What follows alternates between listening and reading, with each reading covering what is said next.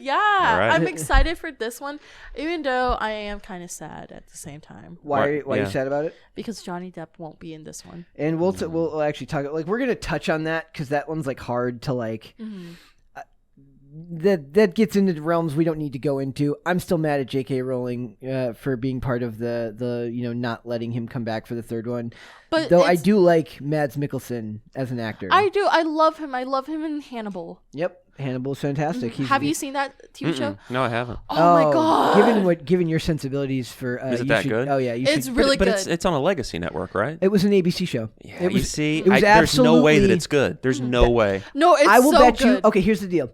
You have to go home and find it, and we're gonna have you back on. It's on Netflix. And is it on Netflix? Yeah. Okay, you're gonna go home and watch it, and you're going. Wait. What's my commitment here? How many seasons are there out there? At least I think there's only 3 seasons. It's only 3 seasons, but it's really good because, like, especially season 3. I love it. I just love it because, like, Gillian Anderson as Hannibal's doctor. Are you kidding me? Oh, nice. Okay. You at the very watch the first few episodes, and then I want a message from you, letting me know that how you were wrong. I want a full paragraph saying I'm sorry. Yeah, you're gonna have to apologize to us. I'm more than happy to if you all are right. This was before this. I mean, it was 2014, I believe, when it came out. So we're talking before things got really bad in the entertainment industry. When they actually had good writing. And actually, one of the most impressive parts about it is just how much physical gore and violence they were allowed to show on a Legacy network because it was the 10 o'clock slot. Yeah, but they did warn people in the beginning. They're like, just a warning, there's a lot of gore. Yeah. Have good dreams. But is this one of those shows where you're just like, no, you got to get through to season 2, episode 4 before you really like it? It's good. It's good from the very first episode. The very beginning is really good because, like, they find the body and they're trying to figure it out, and like it's basically a game of cat and mouse. And like also, if you like hints, there's subtle gay love in there. That she's actually that's all I needed to hear. She's right about that, but I'm out of here. I'm gonna watch it right now. She's like, I'm out of here. I'm out of here. I gotta watch this gay love formation. So the guy that plays Hannibal in that is in Fantastic Creatures or whatever it's called. Yeah, Fantastic Great. Good. So this says... Sorry, it's just me being a fangirl for him. And she's like, Brett, I know you have to edit all this later. Let me make this as off-topic as possible to start. It says, Fantastic Beasts Trailer 3 knows just how ridiculous the franchise is right now. And they're right about... You watched it, right? Yes. I know you watched it. Okay, you sent it to me. It says, for those who think the series has become increasingly ridiculous with each entry, the trailer for Fantastic Beasts, The Secrets of Dumbledore seems to agree. After Warner Brothers exhausted all 7 Harry Potter primary novels, the studio was loath to let such a lucrative property languish. Warner Brothers turned to a 120-page charity spin-off book, Fantastic Beasts and Where to Find Them, written as an in-universe textbook that a Hogwarts student might have to purchase in Diagon Alley. It's a book they have to read in the books. Harry for Potter school. bought it. Interesting. It says the 2016 movie adaptation starred Eddie Redmayne as the textbook author Newt Scamander, and while perhaps not living up to Harry, Ron, and Hermione's adventures, was praised for expanding the Harry Potter mythos into fresh territory. If turning a Fantastic Beasts into a full-length movie was a trick Albus Dumbledore himself would be proud of, the announcement of Fantastic Beasts: The Crimes of Grindelwald hit like a Confundus charm. They're using all sorts of references in here you'd only be able to know if you read the books. So, the sequel morphed Fantastic Beasts' original concept into a relatively self-contained adventure full of, you guessed it, fantastical beasts, into a de facto Harry Potter prequel drawing from Dumbledore's backstory and the minor character of Gellert Grindelwald as detailed in the Deathly Hallows. So they're all backstory characters from the novels. So I love the Harry Potter books growing up. I love them. Are you one of those kids who stand outside of the bookstore for them?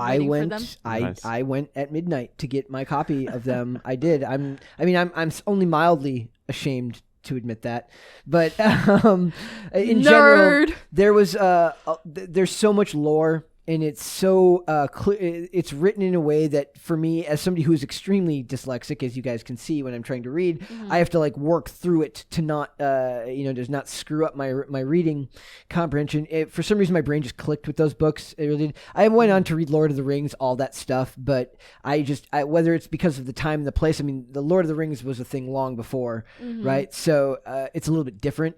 This was a cultural phenomenon at the time that just happened to hit at the age I was. So it was really, relevant to me in that era. Come on, don't hate on Lord of the Rings. No, that's the opposite. I'm saying that that stands on its own, but was not necessarily from my time. But those books are timeless, right? Yeah. So for me, when I see these movies, the prequels, I just think cash grab. As self-contained as they are, they manage to keep the feel of the movies, but I don't feel that they capture the feeling of the books. So like when I watch that trailer, it feels like a Harry Potter movie to me, but I don't really, I was only mildly interested in the movies. I loved the books. So there's a lot of like, not disinterest, but there's a lot of like, I'll see it, but it's like, I'll go see it because it's connected to it, but it's not like I'm ever going to be as excited about these as I was about the original books and the original movies, because I was not yet scarred by Hollywood, like when I went to see the original movies and thinking that it was going to be something great, when usually Hollywood finds a way to screw it up. Right. But this series is essentially based on fan fiction? Is that right? No, it's written as like supplemental material to the books. Who wrote it? I believe it was, they had somebody write it, but it was probably assigned by the... Oh, okay. So it wasn't like some... Okay, I don't believe J.K. Rowling wrote Fantastic Beasts. No, she did write... She wrote The Cursed Child, right? She did, and a lot of people were like, really? Yep. So to me, when I see this stuff, I just see cash grab. The trailer introduced Fantastic Beasts 3's core team, mockingly asks, "This is the team that's going to take down the most dangerous wizard in over a century, a magizoologist and his indispensable assistant, a wizard descended from a very old family, a school teacher, and a muggle?" The line Newt's brother Theseus points out how Dumbledore's assembled a motley crew are distinct underdogs going head to head against a dark wizard of Grindelwald's caliber. So basically, it's supposed to be like a magical team up movie. Like the first thing I thought of when I saw that was like the Suicide Squad. Sure. No, but like the Muggle that they're talking about, I thought it was so cute because he's like, I want to be a wizard. It's, in the trailer. I just don't think that would have ended up in the books. I don't see how that would have like. It would have never ended up in the books like that. Like they were very self-contained. Like Harry's relatives were in it, but in general, you didn't see a lot of interaction with how the outside world saw the magical community. Well, also like you have to think it's like a prequel, so like maybe like it was different. And then like when it hit Harry Potter's time, like they were more contained because they didn't want more Muggles or. Yeah, more Muggles to know about like their secret world. Yeah, so it's. But back then, it's just like gun ho. Well, there's no source material, so they're just riffing from general concepts from the books rather than having, which a writer might find freeing. I guess a writer might see that and be like, awesome. Now I can build on something that has vague outlines of an idea, but not fully defined traits that I have to adhere to. One of the reasons that people get so mad at comic book movies when they make these stories is that they tend to take famous storylines, but then they change things about them that don't need to be changed. Precisely. And and then that turns the fans against the product that they're making because it feels soulless. It's not to say that it isn't difficult, because actually adapting something from whether it's from a book or from a comic book into a screenplay is not an easy task. It's a very difficult task because they're vastly different mediums. Books being long form, a lot of exposition is expected. It's not, you can't do that when it's show don't tell. Right, exactly. Yeah, that's true. So this series is apocryphal. Yes. Gotcha. But gotcha. I actually like them. You like these movies? I like these movies. Like What's your favorite? What part did you find that was like the most enjoyable to you? I actually like the whole CGI animals. Like that's what got me. Like when the first movie came out, something a visual creature would say. I am visual. If I was a guy, apparently I got this comment a lot from women. They said, "Miracle, if you're a guy, I would date you right away," because like apparently that's a compliment. Yeah, big compliment. It was a big compliment, and I'm like, "What about being female?" No, not female, male. Yeah, just male. But for like me, I really love how it's like. It feels like you can actually touch them, like especially in the second movie where they had that weird lion dragon thing. I just love it, and like the character who plays as Newt, the actor, who plays as Newt, I love it because like he's supposed to be on the spectrum, right? I believe so. Yeah, so like he's socially awkward and on the spectrum. Like he plays it wonderfully. I don't even like that characterization. I don't even like the idea of putting a characterization to the wizarding world of like Muggle world ideas, like being on the autism spectrum. Like that feels to me like that wouldn't be a thing in the wizarding world. Well, does that make sense? Yeah, like, I get where you're It takes coming me from. out of the like. I feel like they would have a different word for it, or they would have a different. But do they say that in the movie? I did that. I don't. He's like 80. I don't think they say it. They don't say it. So that's a like interpretation. an interpretation from people watching it, not something that's okay. Yeah, Gotcha. that's why I'm asking. But in the movie, they don't really say it. They just say he's antisocial because like when they did the flashback in the second movie where he's younger and like the girl that he was in love with, like basically he's just hiding in the attic playing with like all of these creatures, and then like he only talks to one person, and then slowly he learns like, yeah, you can talk to other people, but I'm still gonna be like hidden inside. If I'm completely honest, I think Mads Mikkelsen had one line of dialogue in that trailer, and it felt like he was phoning it in. Come on. It felt like he was like, paycheck. Like, that's my interpretation. It's hard to judge like, based on the trailer, like, man. I don't know. He's like, maybe it's just because I would rather see Depp in that role still. Oh, he took over the Depp role. Yeah, because which I'm still frustrated about, that they bent the knee and got rid of him. But it just felt like he's like, expensive paycheck. But come on. I really want to see this. I really love this actor. We're going to see it. And I love Mads Mikkelsen. I love him. Casino Royale, one of my favorite. I only see him as Hannibal, and I'm like, I love you. Yep. Very, very good. I'll let you bite my arm. But Eddie Redmayne's really good, and Jude Law is a fantastic I love actor. Jude Law. What's your favorite? Jude Law's a genius. What's your favorite Jude Law performance?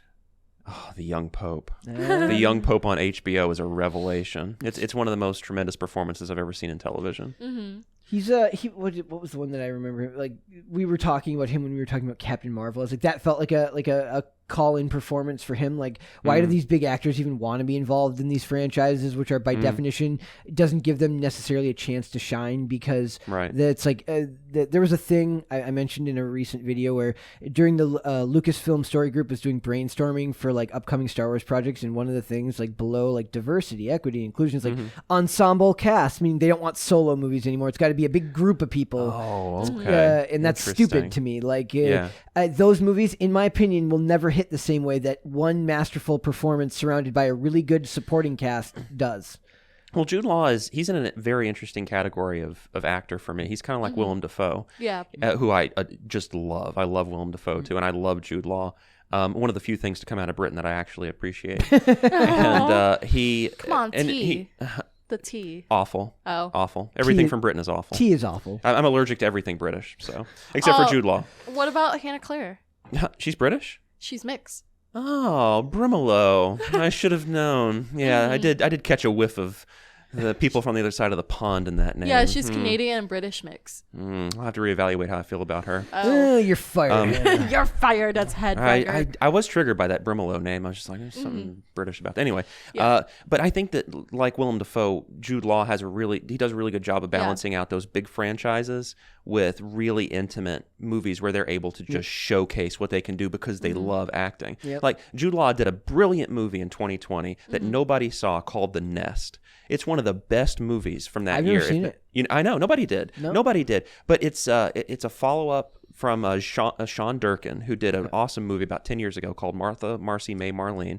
The Nest is so good. With Carrie Coon was literally just in the most recent Ghostbusters. Dude, it's great. It's a great movie. The Nest is tremendous. Tatiana Jones, she was in Flashpoint, which is one of my favorite TV shows. There you go. That is awesome. It's a must see. It's an example of what an actor that I know that he has to do these kinds of performances so that he can supplement these other performances. Or maybe he doesn't. I don't know. No, he doesn't have to, but it's probably he loves acting, and it's good for his brand to do. For every 2 smaller movies you do a bigger one as well.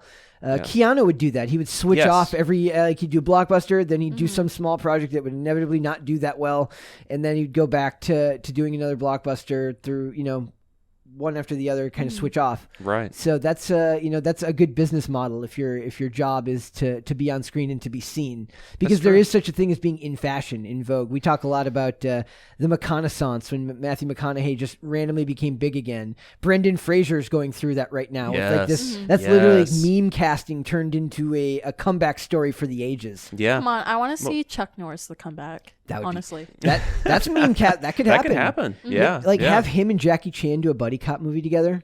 Oh, Jackie Chan's a little bit too old. Wow. And then have Chris Tucker come in and make it Rush Hour 3 and Rush Hour 4.